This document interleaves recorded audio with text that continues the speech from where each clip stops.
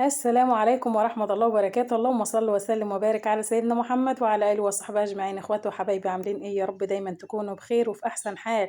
اخواتي وحبايبي، لو بتشوفوا قناتي لأول مرة ما تنسوش الاشتراك في القناة وتفعيل زر الجرس ولايك حلو كده من ايديكم وتعليق جميل كده. ازيكم؟ ربنا يبارك لي في عمركم يا رب. أحسن اخوات في الدنيا كلها. اخواتي وحبايبي اللي واقفين جنبي، شكرا لكم وشكرا لدعمكم ليا وشكرا لتعليقاتكم الجميلة. متحرمش منكم أبدا. شايفين الليمون الجميل ده ليمون أضاليا، مش ليمون بتاع العصير، ده للتخليل بس. أنا جبت ب20، ده ب10 وده ب10. فأنا هعمل ب10 4 كيلو ب10 جنيه. بسم الله ما شاء الله. أنا بعد ما جبت ب10 رجعت جبت ب10 كمان، علشان نعمل ليمون اللي هو السريع اللي يتاكل على طول. ده بتسويه زيادة شوية في التسوية. أما الليمون التاني اللي ب10 التانيين هسويه تسوية بسيطة كده، يعني نص تسوية علشان يغيب معايا شوية، لأن ده الموسم بتاعه. بسم الله ما شاء الله، طعمه بيبقى جميل جدا، والريحة بتاعته هو كده على النار بتبقى قلب البيت. غسلته كده زي ما انتم شايفين. بسم الله ما شاء الله، شايفين لونه جميل وحلو، يعني بيكون فيه منه اخضر وفيه بيه اصفر. لا ده بصراحة كلته اصفر كده زي ما انتم شايفين، كلته لون واحد. وحتى لو بقت خضرة برضو بيبقى معاكي حلو في التخليل، ما فيش اي مشكلة. ده الليمون بتاع التخليل يا جماعة، مش بتاع العصير.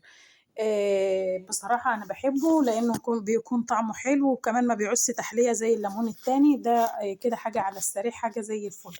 بعد ما جبت ب10 لقيت أجيب كمان ب10 كمان. حطيته بقى كده على النار وهاغطي عليه بقى لحد ما ياخد التسوية اللي أنا عايزاها. زي ما أنتم شايفين كده ما شاء الله، أنا مش عايزة بقى أكتر من كده. ده كده اللي أنا هنعمله على طول وهيتاكل على طول. هاسيبه بقى يبرد كده، وهنشوف بقى ابني جه من الغيط كده. طبعًا الجو مطرة وشتا وبهدلة، فهانزل بقى كده أشوفه عمل إيه وجاب له إيه من الغيط البقرة بتاعتنا. وربنا يعينه ويعين كل مسلم يا رب العالمين على حاله، ويوسعها علينا ويعوضها علينا، اللهم آمين، وعليكم وعلى المسلمين أجمعين، اللهم آمين. زي ما انتم شايفين كده، جايب تبن وجايب لي قش كمان علشان الخبيز وكده وبرسيم. وننزل بقى نشوف البقرة بتاعتنا. هي كانت جعانة، بس بصراحة أنا ما نزلت ما لقيتش عندها برسيم. يعني أنا كنت نازلة عشان أحط لها، ما لقيتش عندها برسيم، لقيت البرسيم خلصان. زي ما انتم شايفين كده، قبل ما يحط البرسيم بيكنس كده مكانها، وبعد كده يحط البرسيم وهينقلها في المكان الفاضي ده. اللهم صل على النبي. ادعوا لنا يا جماعة كده إن ربنا يبارك لنا ويعوضها علينا بعد السرقة اللي حصلت ديّة. ادعوا لي كده إن ربنا يعوضها علينا ويرزقنا ويوسعها علينا، اللهم آمين. طبعًا البقرة ديّة عندنا برضه بالفايدة زي البهايم اللي اتسرقت.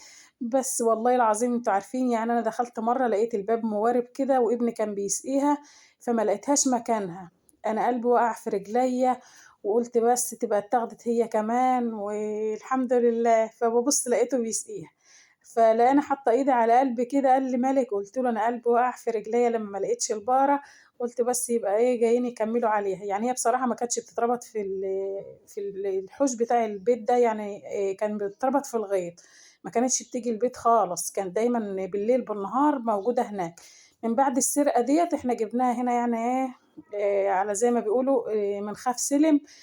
إحنا خُفنا والله بجد، يعني بعد ما كُنّا بنسيبوا حاجتنا هناك وبدل شيلة البرسيم ديّة والبهدلة والمرمطة دي، لإن الأرض بعيد، بعيد، بعيد يعني جامد، جامد. السكة طبعًا كُلّها طينة وبهدلة، بس بيروح يجيب لها البرسيم وبيجيب لها الحاجات ديّة علشان خاطر تفضل هنا في البيت، يعني ما تسرحش الغيط. لإن والله بصراحة إحنا خُفنا يا جماعة، يعني بعد اللي حصل ده وبعد السرقة اللي حصلت، إحنا خُفنا نسيبها هي كمان هناك، ودي فلوس ناس، وده تعبنا وشقانا، وربنا يعوّض علينا، اللهم آمين يا رب العالمين. فهو نقلها كده مكانها أهوّة، وهيحط لها بقى البرسيم، هي جعانة. بس والله أنا نزلت عشان أحط لها، ما لقيت البرسيم كان خلص، وبعدين هو مشوار طويل على ما تجهّي يعني وكده بالبرسيم. وحَط لها. ادعوا لنا بقى يا جماعة بالله عليكم إن ربنا يعوّض علينا كده ويوسّعها علينا ويسِد ديننا ودين المسلمين، اللهم آمين يا رب العالمين. ما تحرمش منكم أبدًا أحسن أخوات في الدنيا كلّها. وشكرًا لكل أخواتي وحبايبي اللي متابعينّي من أي مكان ومن أي بلد. وشكرًا لكل تعليقاتكم الجميلة، وشكرًا لوقفتكم جنبي ومساعدتكم ليّا. علشان خاطر الساعات اتوقفت والتفعيل يعني وكده، والساعات اتشالت. الناس اللي واقفة جنبي وبتساعدني ربنا يبارك له في عمركم يا رب. أحسن أخوات في الدنيا كلّها، ما تحرمش منكم أبدًا. وجمايلكم ديّة على راسي والله. عمري ما بانسى جميل حد يا جماعة، والله ربنا اللي عالم. هو حَط البقرة كده وهياخد العربية كده يحلّها يعني في مكان جنب البيت كده، من السكة من الطريق، لإن الشارع طبعًا بيعدّي منّه تكاتك وبيعدّي منّه ناس. وشايفين الجميل الصغير ده بسم الله ما شاء الله، اللهم بارك، اللهم صل على النبي. ربنا يبارك لنا يا رب ويعوضها علينا وعلى المسلمين أجمعين يا رب العالمين. الحمد لله على كل حال، قدر الله وما شاء فعل، والخير فيما اختاره الله. ربنا يعوض علينا وعليه على المسلمين، وينصر اخواتنا في فلسطين، اللهم امين يا رب العالمين. اللهم صل وسلم وبارك على سيدنا محمد. زي ما انتم شايفين كده ديت احنا بنحط لها كده بتنقنق كده برسيم عشان هي لسه صغيره، بالنهار كده بتنقنق في البرسيم كده، يعني حاجه لسه بتتعلم الاكل. لكن احنا بنحط لها شويه كده من الرد على شويه من الذره الناعم. بتاكل فيهم كده بالليل، يعني المكان اللي هي قاعده فيه ده مش نفس المكان. احنا بنفرد لها بقى شويه قش كده وبندفي المكان بتاعها، عشان طبعا هي لسه صغيره والجو تلج والكلام ده كله.